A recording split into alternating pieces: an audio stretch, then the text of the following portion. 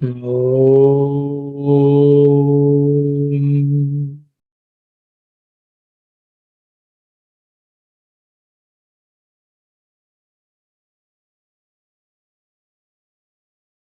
Om.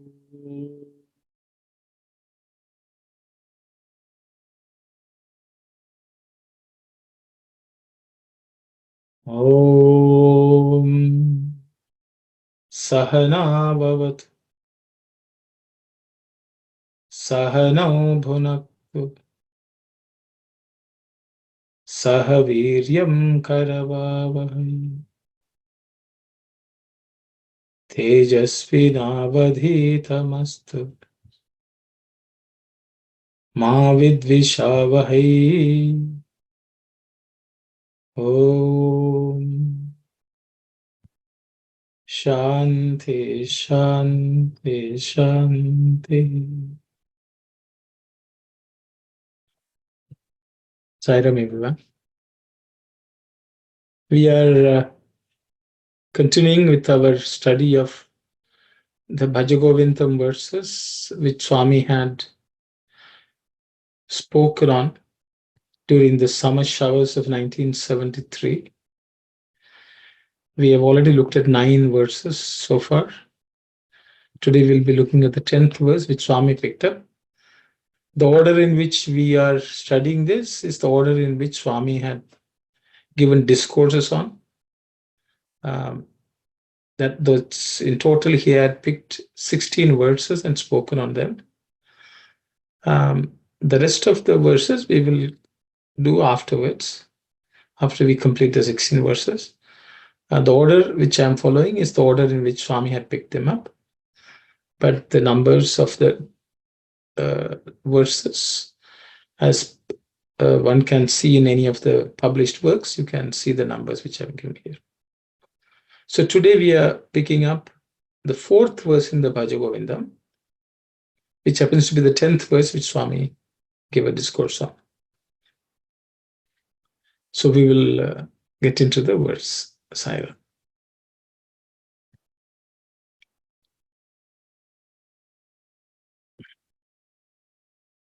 Nalini dala gata jala mati taralam tadvat jivita matishaya chapalam vidhi vyadhyapi managrastam lokam shokahatam cha samastam.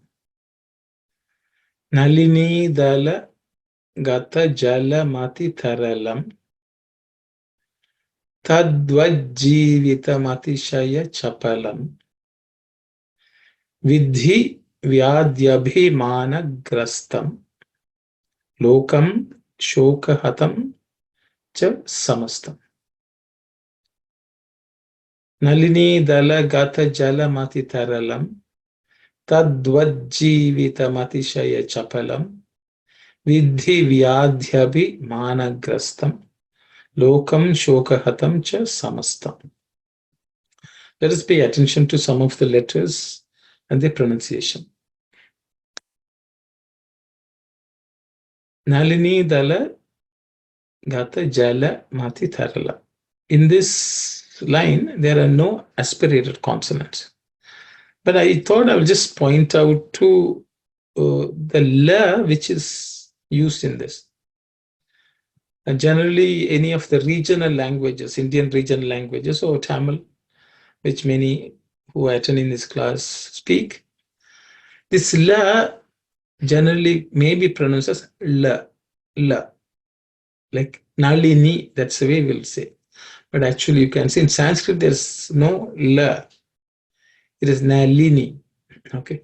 Nalini dala. Okay. So we will say Nalini dala, which is incorrect from a Sanskrit perspective. If you're reading Tamil, it's okay. But if you're reading Sanskrit, it should be Nalini dala gata jala mati tharala. Okay. I myself may sometimes pronounce it in a Tamil sense, but I think we should be conscious. Okay.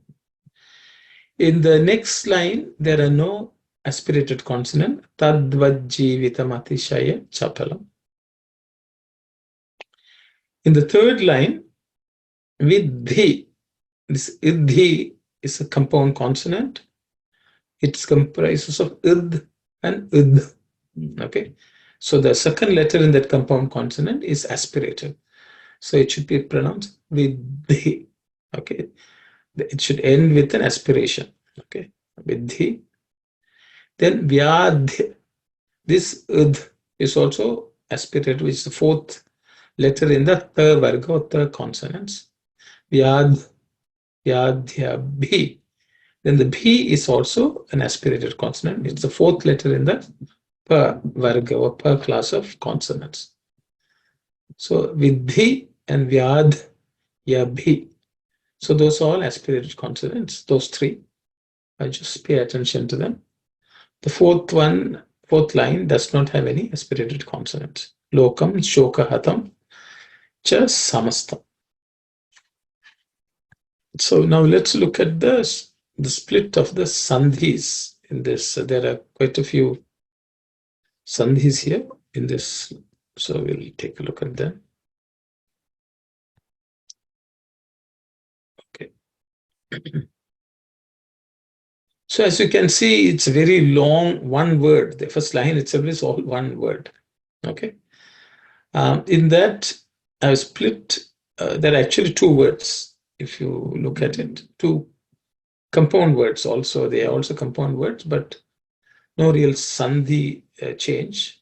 So let's look at them. The first word is nalini dala gata jalam.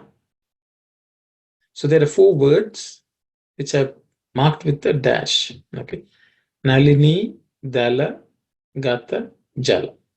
Okay, there are no changes due to sandhi, but there are four distinct words put all together into one single compound word, which is called a samasa. Okay. The split of the samasa we will look at when we are looking at the meaning. The second word is ati tharalam. Okay, ati tharalam. This and a join to make the ma here, as you can see. Nalini dala gata jala mati. Jala mati. And a join becomes ma. The next line, again, that's one word, one large compound word. If we split, it has three distinct words, I would say. Tadvat, Jivitam, and Atishaya Chapalam. So this Tatvat Jivitam is Tatvat and Jivitam. This It and Ja combine to form a Sandhi, and the It changes into Ij. Okay, Ja. It becomes Ja, It or Juj. So that's why you get Tadvat Jivitam. Okay. So it's a similar word in bhajans and all you may come across is Jagad Janani. Jagad Janani. It's made of Jagat and Janani. The it becomes Ij. So it becomes Jagad Janani. Okay, so in the same way, this is Tadvad Jivitam. Okay, Tadvad Jivitam. This and a again becomes ma, mati. Okay. This word Atishya Chapalam is a samasa, compound word. So I kept it together and put a dash just to signify that. Just the way Nalini, Dala, Gata, Jalam. So Atishaya Chapalam.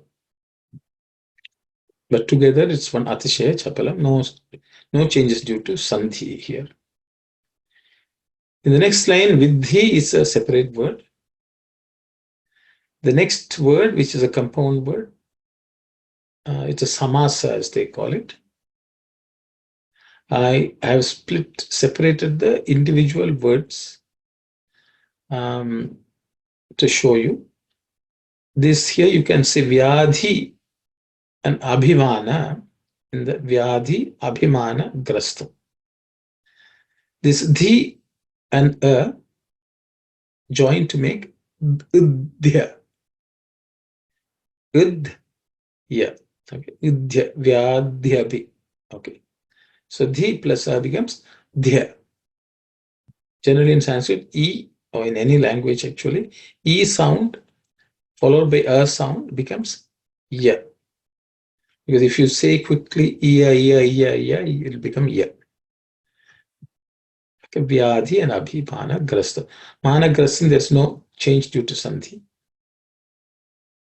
If we look at the last line, there are no real sandhis per se. Lokam, shokahatam.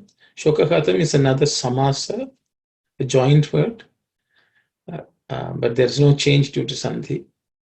Shoka and hatam you can split also. I have not put a dash here, but when we look at the meaning, you can see it. Just samasta. Okay, so that's sandhis, joints, and the changes related to that. Okay. Now let's look at the word-to-word meaning. Nalini, Dala, Gata, Jal. Nalini means lotus. A lotus, one of the names of lotus is Nalini. Dala is the leaf. So Nalini, though it refers to the lotus flower, the tree itself is, or the plant itself is Nalini, lotus plant. Dala is the leaf. Then the next word, Gata. Gata means something which is gone. Means, so what is gone? Jala. Jala means water. So the water which has gone onto the leaf of a lotus plant. So a drop of water, so much water, or a few drops of water which go on top of the lotus leaf, which is actually sitting on the water or lake. Sometimes drops of water move onto the leaf, which have gone onto the leaf of the lotus plant. That is Nalini, Dala, lotus plant, leaf, Dala, Gata, gone, Jalam, water. Okay. The next word is Ati Taralam. Ati Taralam. Taralam means something which is unsteady, which keeps on moving, which keeps on rolling around. Okay, that is Taralam. Ati Taralam means very, it is increases. Okay, so maybe I should put the word very just so that I sort of implied, but okay, it's better to put it there. So very unsteady. So the water drop which goes on the lotus leaf is always moving. With a little bit of wind, it will just roll around. And anytime it can fall back into the water. So it's very unsteady, fickle, and transient. Okay. That is how the water drops which are on the lotus leaf behave. Nalini dalagata jalam atitharal. Very unsteady, very fickle, very transient. Okay, it can just drop back into the water. The next word is tadvat. Tadvat. Tat means that. Tadvat means in that manner or in that way. Okay, in that way. Or in a similar way. In the same manner. Also, you can say in English, in the same manner may be a better way to understand the spirit of the usage of this word. In that manner is a literal translation. So in the same manner, Jivitam. Jivitam means our life. The life of any being, any living being is Jivitam. So life itself. Atishaya Chapalam. Atishaya Chapalam. Chapala means something which continuously moves, something which is unsteady, which is fickle. All those meanings, let's say Chapala means it'll be here one day, it'll be somewhere else, it'll be another place. Things can just change continuously. Atishaya means excessively.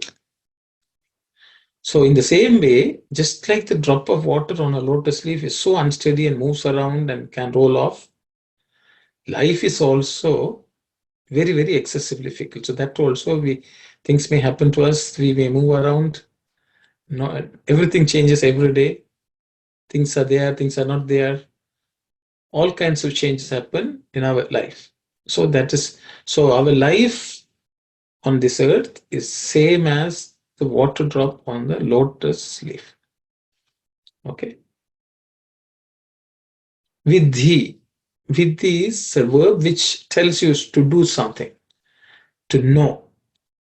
Know that. Okay. So it's an instruction. Vidhi. And the next word is Vyadhi Abhimana Grastam. Vyadhi Abhimana Grastam. We saw one word. Vyadhi. Vyadhi means diseases. Diseases of Vyadhi. Any ailment. Abhimana. Abhimana has multiple meanings. I have used the word haughtiness here, but Abhimana also can be attachment. It belongs to me type of sense. Also Abhimana, pride, all that kind of meaning is Abhimana. So I will just put the pride also. Okay. Disease and attachment, haughtiness, pride. Grastam.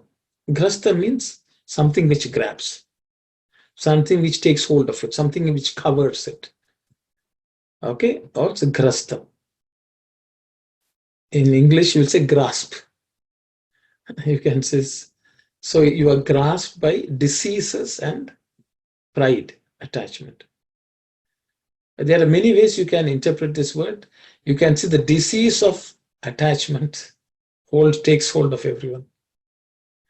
That way also we can say.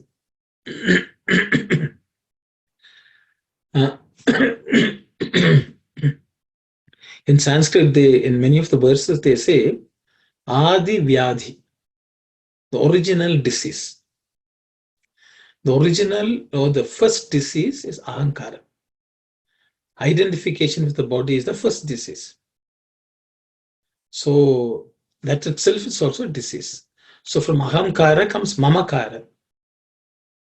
Ahankara becomes pride, haughtiness. Then Mamakara becomes attachment. Everything, the disease, the brood of diseases starts Ahankara. So Vyadhi Abhimana Grastam, that is the one which has taken possession. The physical ailments are small. But Swami will say the mental diseases, the disease of Ahankara, and all the brood of diseases which come as its descendants are the worst. So they all take hold of people. So know that you are afflicted by the diseases of Abhimana. Okay, you're the next word is lokam. Lokam means this world. Okay, lokam is this world. Shoka hatam. Okay, shoka and hatam. There are two words there. Shoka means sorrow. Okay, sorrow, shoka. Hatam means that which is killed or that which kills. Shoka hatam means the disease which kills you, the sorrow which kills. Lokam, shoka hatam, it's full of sorrow which kills. Okay, I put death dealing by sorrow as a meaning. The next word is cha, and also, and also can be another meaning of cha. I'll put samastam, the last word. Samastam means everything, the entire thing, the whole. Okay, we chant samasta lokha sukhino bhavantu. That mantra is the solution for this. So we pray to the Lord, let the entire world be sukha, sukhina. Okay. Because why we have to pray? Because lokam shokahatam samasta. The entire world, or the whole world, or all the worlds are full of sorrow, which causes death. So this is the verse. So the verse also tells us how we should live. We should live like the drop of water on a lotus leaf, unattached, ever ready to accept the changes in life. So that is what comes through in the verse. Let's see how Swami has explained. So the rest of the class will be reading Swami's discourse number 13. Discourse number 13 in the summer showers of 1973. So let's read the discourse. This world is like a shining drop of water that collects on a lotus leaf. It quivers and shakes without being steady. Heaps of attachments fill the life of man. Trouble and sorrow constitute the screen on which the world shows itself. As a drop of water on a lotus leaf disappears in no time, even so, we should know that our life is transient and will disappear very much like that and in no time. The world is full of sorrow and the human body is full of disease. Our life is full of turbulent thoughts and is like a dilapidated house. Under these conditions, according to Shankara, it is possible to live in a peaceful manner only by following the divine path and getting over all our worldly attachments. So long as one does not know who he is, one cannot escape these sorrows. So long as one does not realize the Ishvara Tattva or the presence of Ishvara in everything, one cannot escape this sorrow. So long as one does not understand that to be born, to grow, to live, and to die is only for one purpose, and that is to understand the nature of the Atma, the one imperishable thing, it is not possible for him to escape this sorrow. Just as the lotus flower is born in water, stays in water, lives in water, and ultimately withers away in water, so also this human life is born in the Atma Tattva, stays and lives in the Atma Tattva, and is finally merged in the Atma Tattva. This verse conveys that the Atma Tattva is the pond or lake, that Maya is the bunch of leaves, and that the Jiva comes out as the lotus flower in this pond of Atma. This lotus spreads the fragrance of many good qualities. While spreading such fragrance, even the water in the pond becomes one with the Atma Tattva.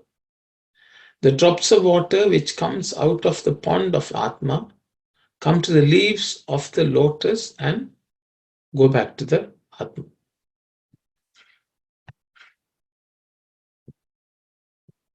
This going back to the source is what is contained as an essence in this verse. In the infinity of the Atma, the Jiva comes as the lotus because Maya spreads in the form of leaves. The Jiva, which is like the lotus, spreads the fragrance of the good qualities which can be ascribed to the Jiva Tattva.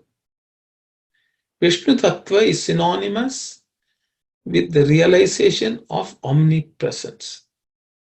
Out of the navel of Vishnu comes the lotus which gives rise to the creator, Brahma. The various petals that constitute this lotus are the different components of this world. Thus, starting from the Vishnu aspect or the aspect of omnipresence, the creator comes. Out of the creator comes the Jiva Tattva. Out of the Jiva come various things which in the end go back and become one with the source, the Atma Tattva.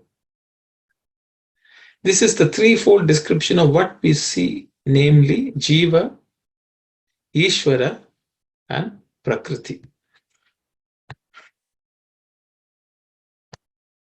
Our feeling that this threefold description of the universe is equivalent to a diversity therein is an illusion. The oneness of it all is the basis of Advaita. For a tree to be born, to grow, and ultimately give you the fruit, there are three essential things. These are the wind, rain, and the earth. More than these three, the seed is of even greater importance. If we do not have the seed, even if we have the other necessary ingredients like the earth, rain, and wind, we will not be able to see the tree. In the same manner, it is in accordance with the sankalpa of the Lord that man is created in the world. Man comes into this world as if he comes from a seed. In the case of every man, the sankalpa that creates him is like a seed. So long as the sankalpa of desires are in man, it is not possible for him to escape being born. On the day when he becomes completely free from his sankalpa or desire, that day will he be free from rebirth.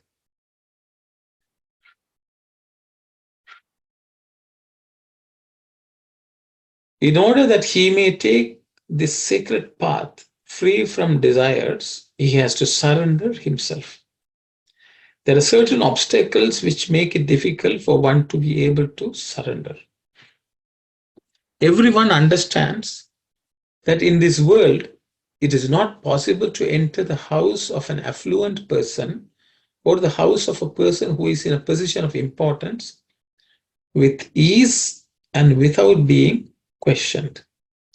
At the entrance to the house, you will find a watchman who will ask what business you have with honor. If it, in the case of a person who has limited power and a worldly position, there are such restrictions regulating your entry into his house. What is the wonder that in the case of God, who has unlimited powers, there are regulations restricting your entry into that mansion, into his mansion.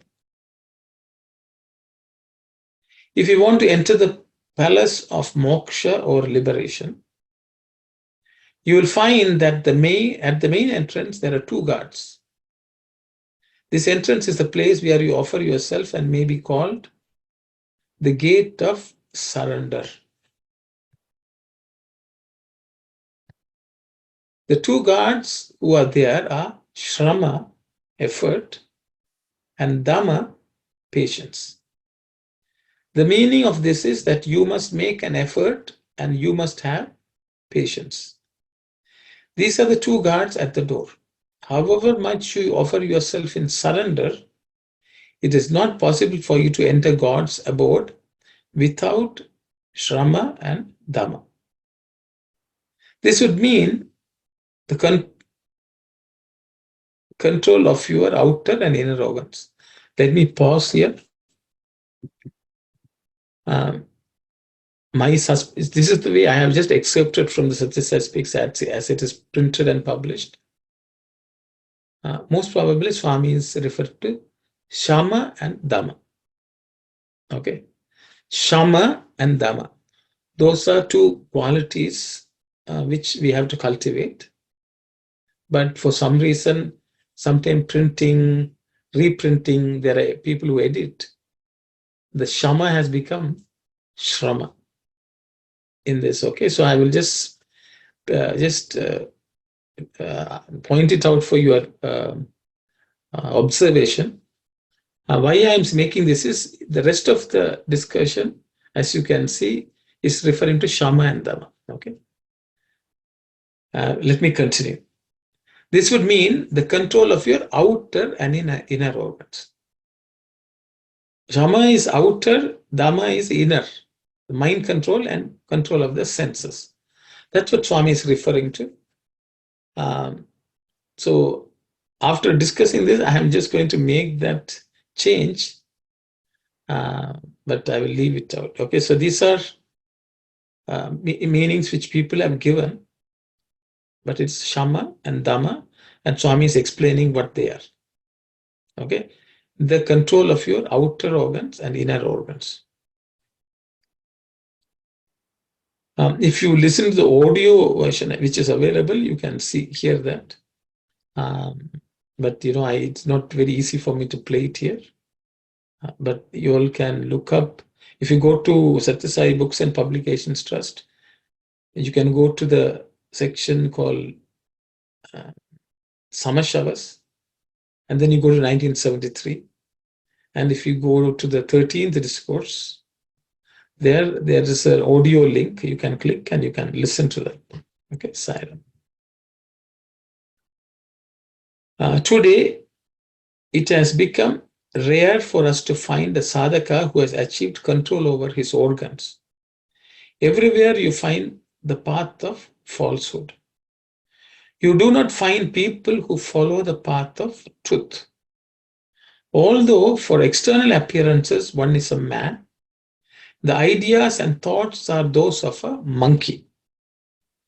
Where one should naturally laugh, one is found to cry.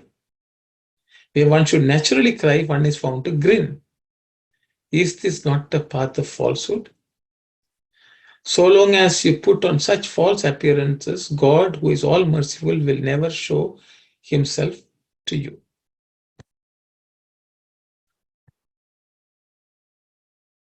All these external and false appearances are described as acting in a drama.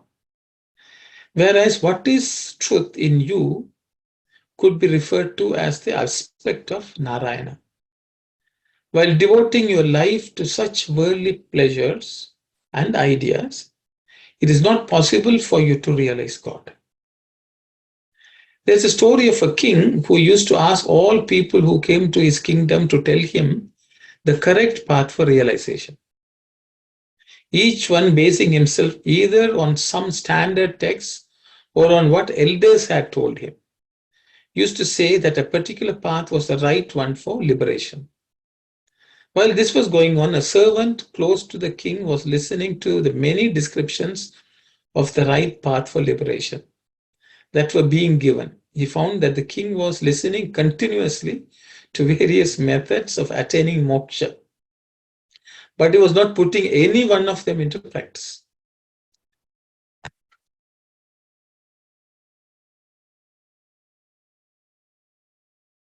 From that day, realizing the truth, the king started thinking of God and putting good things into practice. With the intention of teaching the king a good lesson, one day when the king was sitting and talking to many people in the central hall, the servant came from outside shouting loudly. The king got up and asked the servant why he was shouting. The servant replied with some anxiety in his face that all the camels in the zoo were climbing up to the top of the terrace and running away. The king asked how camels could climb the terrace and run away. The servant then said that if the king, steeped in luxury, can aspire to climb up the path of spirituality and attain liberation and moksha, there need be no surprise at the camels climbing to the terrace and then running away. The king understood that the servant was wanting to point out to him the absurdity of his attempts and that he should first sacrifice all the worldly pleasures before hoping to attain liberation. From that day, realizing the truth, the king started thinking of God and putting good things into practice. You can attain moksha even while performing worldly duties if your mind remains immersed in divinity. You will then be working on consonance with God. However, on account of the influence of this age of Kali, almost all of us fail to understand and implement the inner meaning of these practices. Vedanta teaches us that once we recognize the essential basis of all that we see, there's no need for any more sadhana. If you have a pot with a hole in it, you can never fill it with water. In the same manner, if pot of a mind has got many holes in the form of sensory desires, then all the work that we do will not fill our mind with sacred thoughts. Only when there are no holes can your attempts become fruitful and take you to the divine. There's a small story to illustrate this. There was a guru with a large number of disciples, and the guru was telling them some good things. One day, when the lesson was going on, the teacher told the disciples that while they are engaged in puja and meditation, no matter what obstacle comes their way, they must take care to see that their meditation is not disturbed. The disciples had great faith in the guru. There were also some disciples who were staying in the ashram itself. On a birthday of the guru, one disciple decided to offer special prayers to the guru by repeating the 108 names of the Lord. The disciple collected a photograph, 108 flowers, and wanted to perform the puja in the traditional manner. Another disciple invited the guru and took him to his house.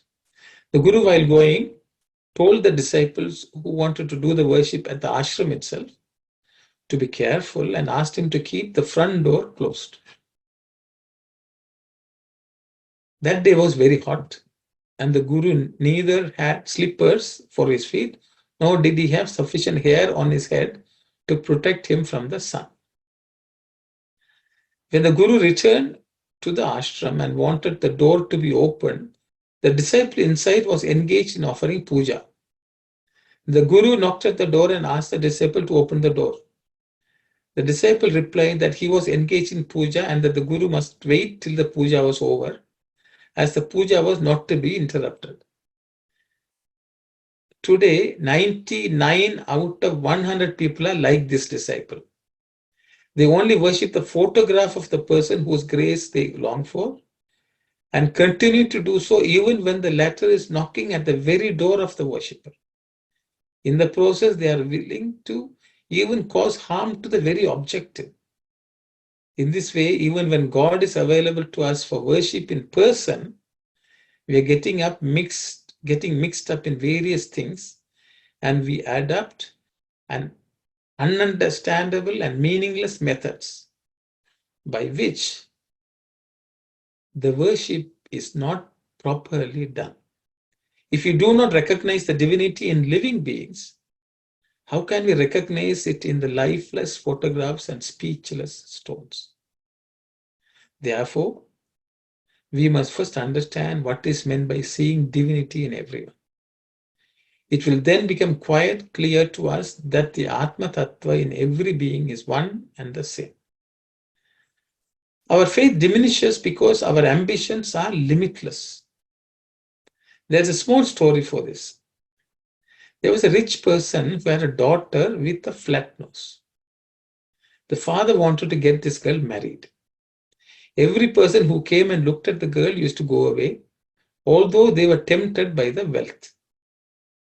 In those days, persons who could perform plastic surgery were not available. In desperation, he announced that he would give plenty of money to anyone who would marry the girl. He somehow found someone willing to marry her.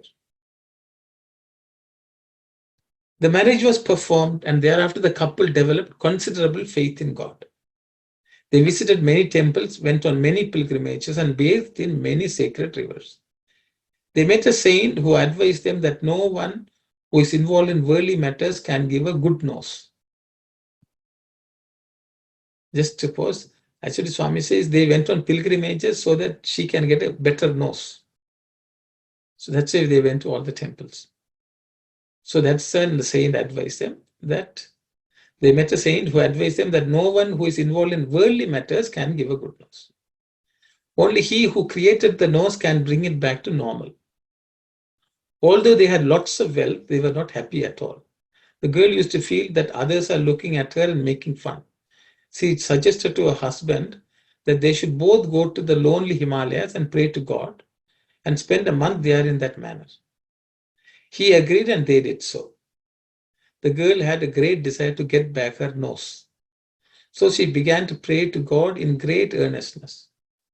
God appeared due to her good luck and asked her what she wanted. As soon as God appeared, she asked for the grant of a good-looking big nose.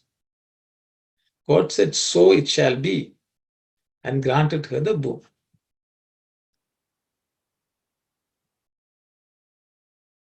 As soon as God disappeared, she looked at her face, she looked at the big nose and felt that she had become uglier than before.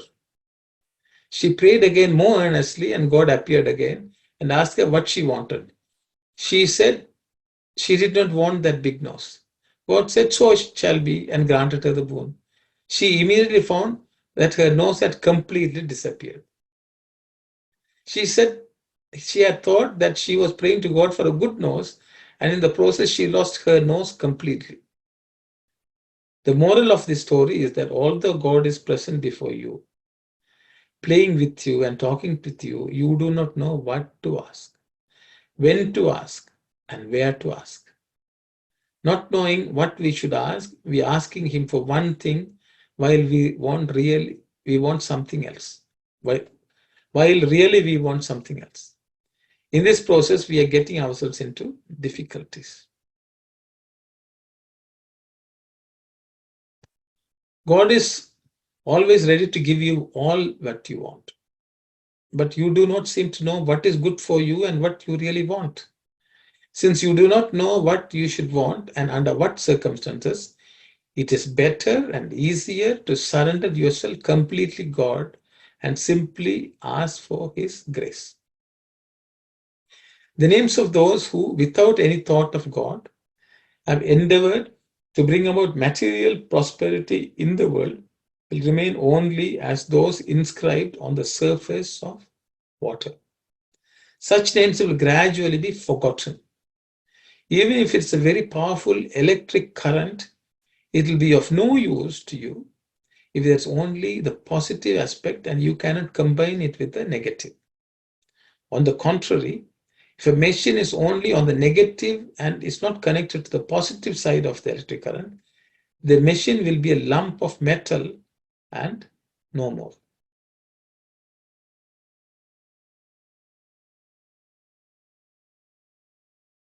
The world is like the negative pole, divinity is like the positive pole.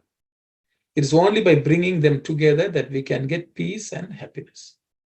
Great saints like Kabir, Jayadeva, Gauranga, Tukaram, Ramakrishna Paramahamsa, and rishis like Vyasa and Valmiki have their names engraved on our hearts eternally because they had realized the need for bringing the world and God together by converting work into worship.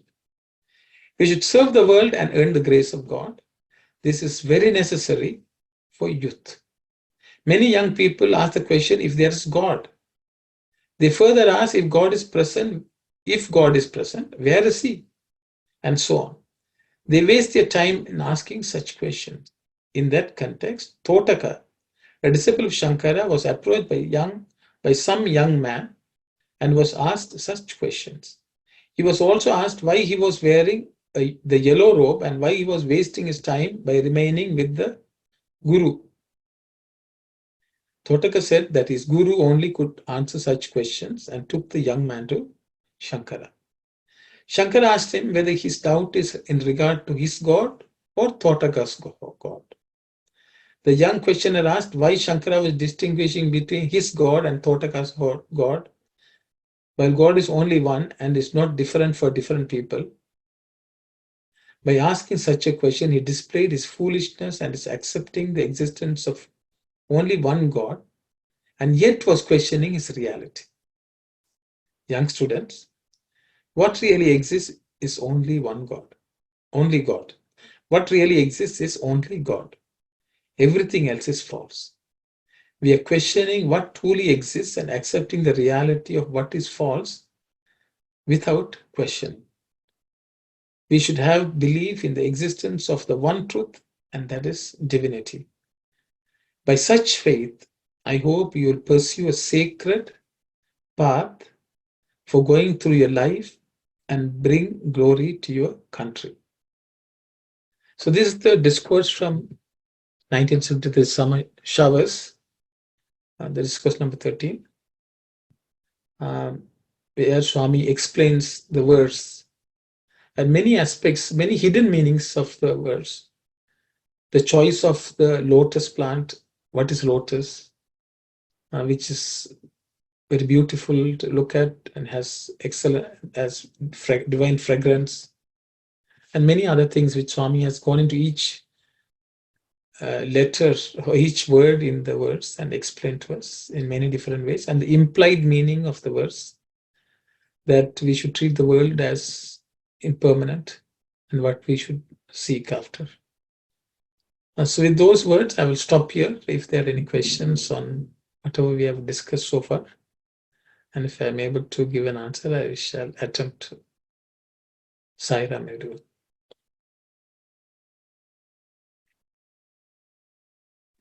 Sai Ram, Uncle. Oh. Yes, Sai Ram, Kalyan.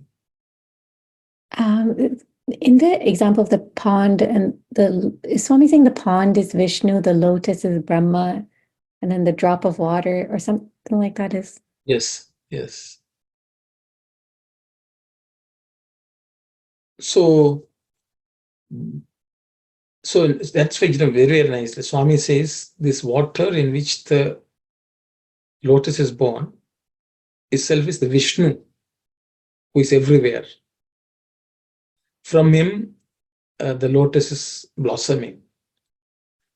So every lotus is a manifestation of the water. It's sustained by the water. It grows from the water. So that's why Swami see that from Vishnu's navel, there's a lotus blooming. And within that lotus is Brahma, the creator. And from there, he creates the world. That's what Swami is equating that to that also. So the lotus is the creation process, creative process of divine energy from Vishnu. And the idea is the Lord is expansive, like the ocean, on which actually Vishnu reclines. So that is, he is the water. He symbolizes the water. He and the ocean of this world are one. And from that, this creation process takes place, which is the individuation, something which happens to be separate. That is the lotus, this individual creation, the one which manifests. The unmanifest is the ocean, which is everywhere, omnipresent. From that, there's a manifestation happen, which is the creation itself. And Brahma signifies that creation process. And Swami is also equating that lotus. That lotus also has Atman. The Jivatma comes into being. When Swami says Jivatma, it is that one undivided Jivatma also. The Ishvara, the one who manifested himself is Jivatma, means he has separated himself for individual, manifested. And Swami is equal in that. And then Swami is saying the leaves are the Maya. All the multiple leaves which come is the creation of Maya, in which there's a drop of water comes on, which is each of us, our lives. I think that's the way I understand. That's why I will stop there. Thank you. And could you also just explain the significance of the nose story? The nose story, the nose story, actually Swami has gone into a lot of details. So this woman who had a bad nose was consumed by what she did not have, which is actually of a part of a body which itself is bound to die one day. Because she was so obsessed with fixing that worldly thing, which is an impermanent thing. So she even prays. She goes to Himalayas and worships, and Shiva appears. She could have asked for so many things. for Shiva himself, but she wanted a nose in. So the thing is, in this world, we all go to the Lord and we ask for something about which we don't know the valuelessness of what we're asking for. Swami also says you go to the Kalpa Vriksha, the wish-fulfilling tree, and ask for coffee powder. So because anything which we ask about in this world, this woman signifies looking for the nose. But Swami says the nose, she asked for a big nose, and the entire face became nose. And then she didn't want, she said, I don't want the nose. So I don't want this nose. Then the nose disappeared. Then she said, oh, I don't have nose. And she asked the Lord, give me back my old nose. That's also, Swami tells this story again and again. So in this world, we ask for many things and then pray hard. And when we get it, we don't want it. I think last session also about the youth who came to Swami, he wanted a job, he wanted to marry, he wanted children, then he didn't want anything. So this story also signifies that, we ask for many things in this world without really understanding that they all come as a package and there will be some sorrow attached to that. But in that process, we lose the greatest opportunity of asking that which is everlasting from the Lord. I don't know whether I... Thank you. Yes, Brother Vimalesa. I think Sister Aruna raised a hand before me. But you are showing up first in my so I no problem. Go ahead. I don't know.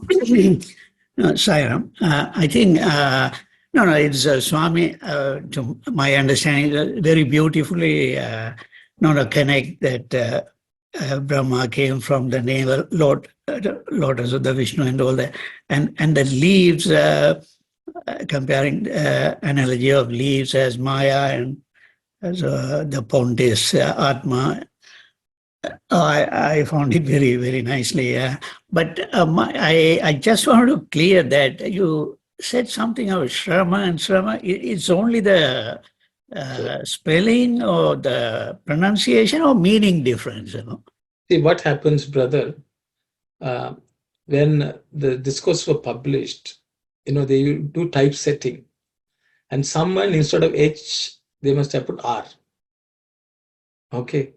So after some time, somebody who comes and reads without referring to the original discourse or anything, they give a meaning, effort. Actually, the funny thing is there are many discourses where they even remove the original word afterwards, original Sanskrit word. And because this word is there, at least we can relate to it. So generally, Swami in the Sandeha Nivarani, Swami says, Shama Damadi Shat Sampatti. There are 6 qualities. Right. Wealth, 6 wealth, starting from Shama and Dhamma. Yeah. Okay. So when Swami says Shama Dhamma, it starts with your control of your senses, then control of the mind. So which Swami in the discourse, Swami has said. So what I'm saying is, the word Shama, people have printed it, at some point got printed incorrectly as Shrama. Mm-hmm. And that's what is in the public domain. So that's why I said, I just accepted as is so that people don't think I'm changing Swami's discourses. Oh, okay. With the way in the published form. And some of these have to be corrected. Unfortunately, it's a lot of work. Okay, now I understand. So actually, in such cases, the best is the audio which is available. So, we at our center, we have started this transcription of Swami's discourses, listening to the audio, word by word, and transcribing it for people to read and study. Because unfortunately, it was handled by various people, and things have gotten lost in the translation, as they say. Right, yeah. So the Swami has used the word Shama and Dham. Oh, okay, thank you. Yeah. Inner control, external, that's controls of senses, control of the mind. Right. Okay. Thank you. Sai. Yes, Sister Aruna. Silent brother. So, summer, that's the same question. I'm in the same line of thing I'm asking. The summer, it's a control of senses. Isn't it not an effort too? So Everything is an effort. See, yeah. Okay, one more question. And after surrender, why we have to make a again, because surrender itself, it's a sama and dhamma, right? so you Swami cannot. says after you surrender yourself also, you have to continuously have that No. sama So and no. Right. It's okay. So let's read this. Okay. yeah. The two guards. I'm going to replace it with Shama. Okay. If you all don't mind, this is what I'm going to do. I'm going to delete this. Okay.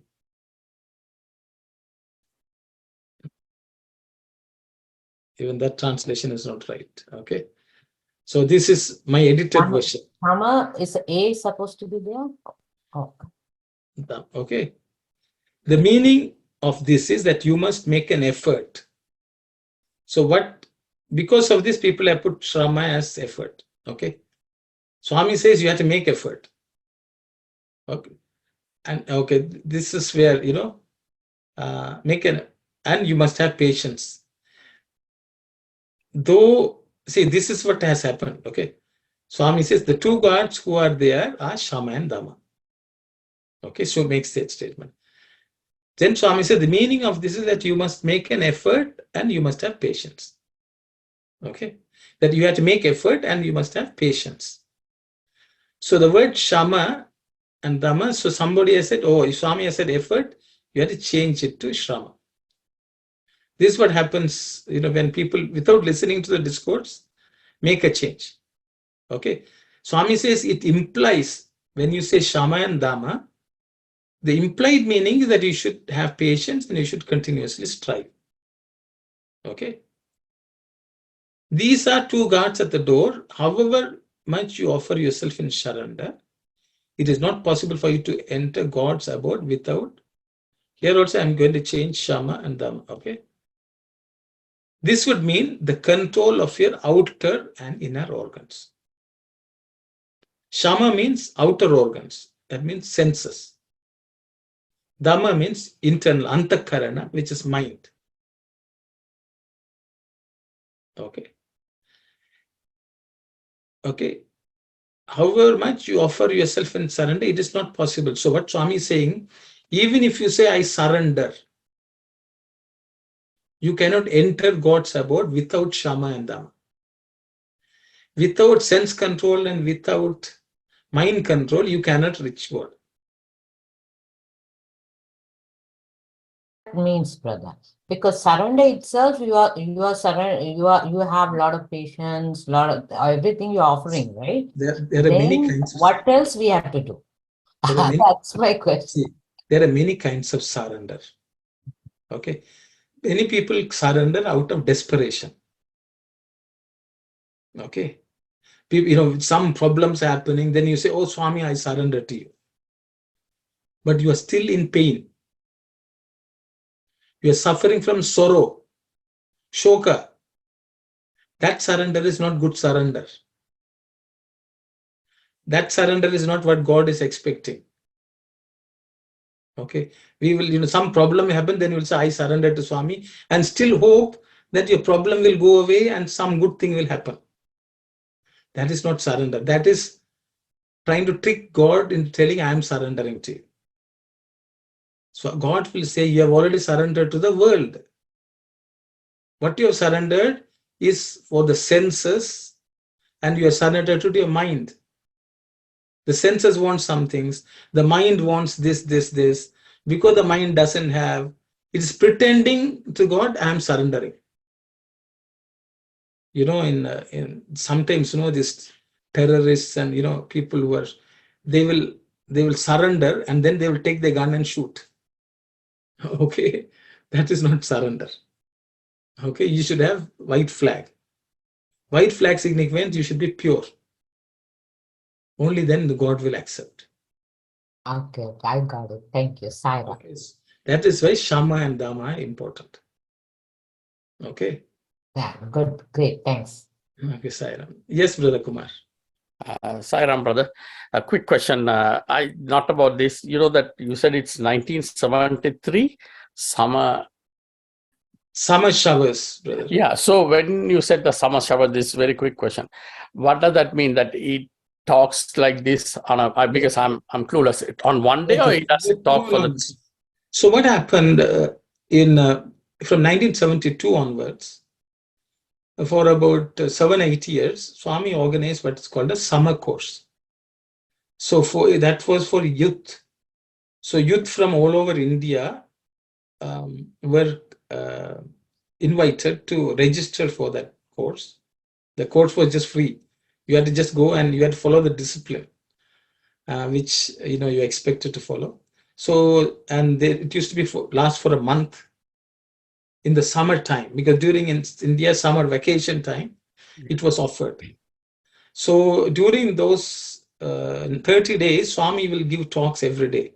In addition to that, there were many other eminent scholars and people who used to come and give discourses. And each summer course had a particular theme. A particular subject was covered by Swami through those discourses, 30 discourses. So those discourses have been compiled and offered under the title Shama Showers. So if you go to, maybe I should show you, because you asked that question, I'm going to stop sharing this and just point out what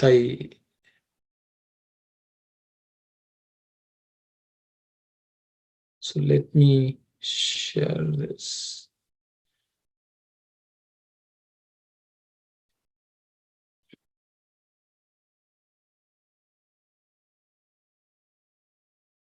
So I guess you can see.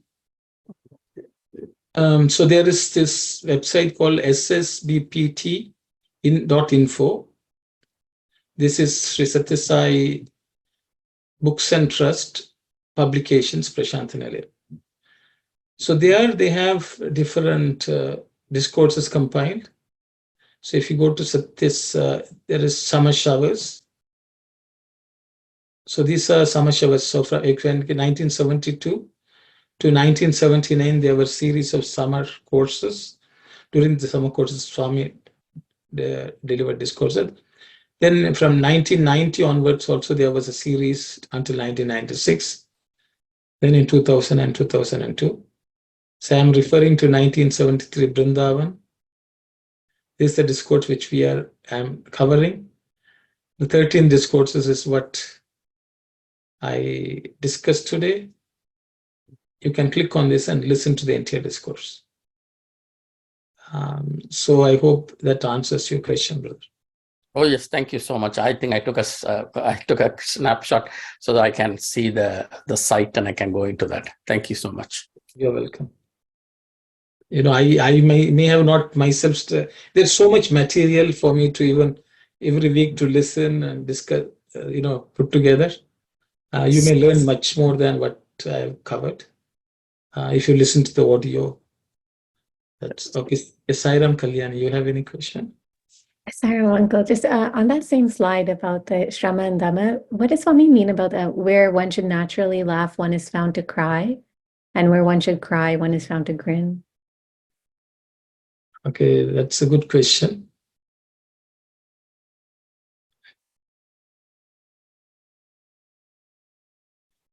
So what happens, Swami? Yeah, very nice point. Swami says we cry when we have to be happy. When we have to be sad, we are happy. Sorry, when we had to cry, when we had to be cry, when we had to cry, you are happy. When you have to be happy, you cry.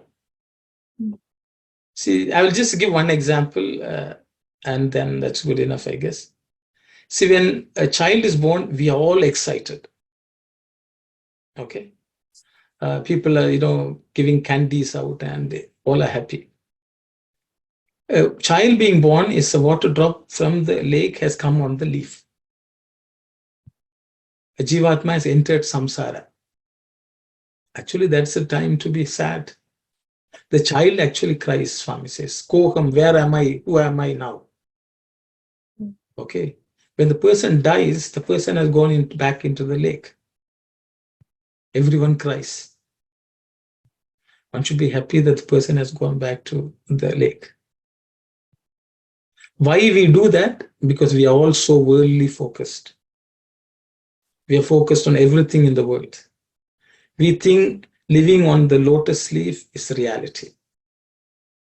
That is permanent. That is the one which gives us happiness. So in that way, we delude ourselves and we delude others also.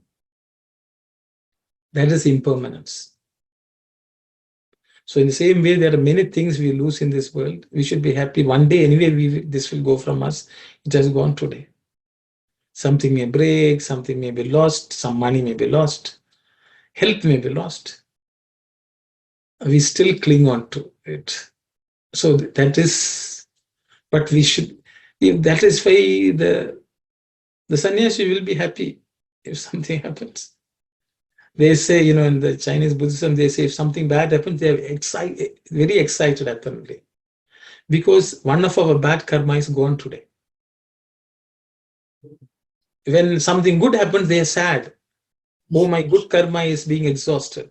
I don't want to. See, our money, when we spend, we are all upset. Or the money is going out. When you pay off the loan, you are happy. So when something bad happens, bad karma is gone, so you should be happy. When something good happens, good karma is gone, you should be a bit sad. And that also is another side. Thank you, Uncle. In that context, like for example, if you have some pain or a headache or something, if you just decide not to treat it with Tylenol or something, is it better because you're kind of you're going through that difficulty that you're supposed to go through? If you can suffer it with joy, it's okay. You don't need the Tylenol.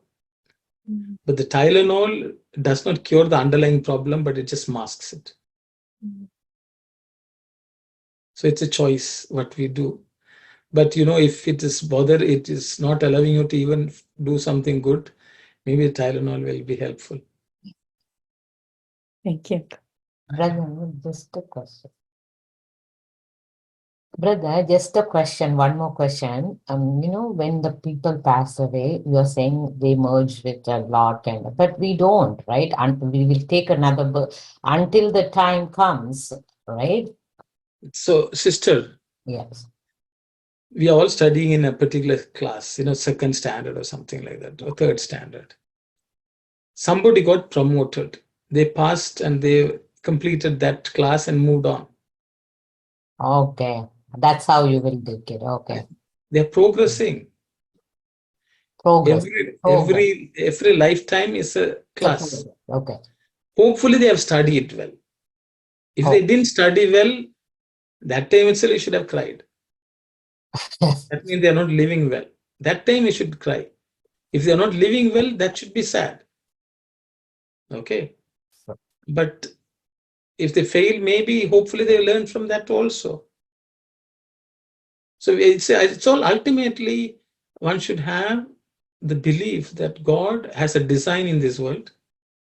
Everyone's life is meant to teach them something.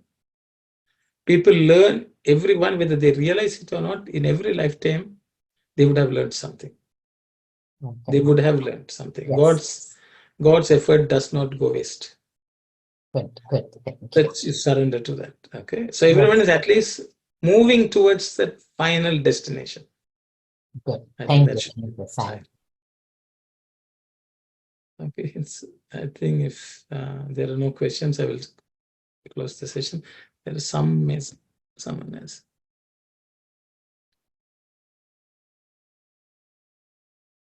Yes, brother is enjoying the poetry here. Talking about onomatopoeia, figure of speech. Jalatarangam, it's a play of words. That's why Sanskrit is sometimes such a beautiful. The words itself mean, Jala, Tarala, that itself is like the wave of water. Nalini, Dala, Jala, Gala, so it's like the waves of water. It's that way also, it's like the water sound. So with those words, there's an aspect of poetry here in Sanskrit. I will close the session with Samastaloka. Om Samastaloka Sukhino Bhavantu. Samastaloka Sukhino Bhavantu. Samastaloka Sukhino Bhavantu. Om Shanti, Shanti, Shanti. Sai Ram.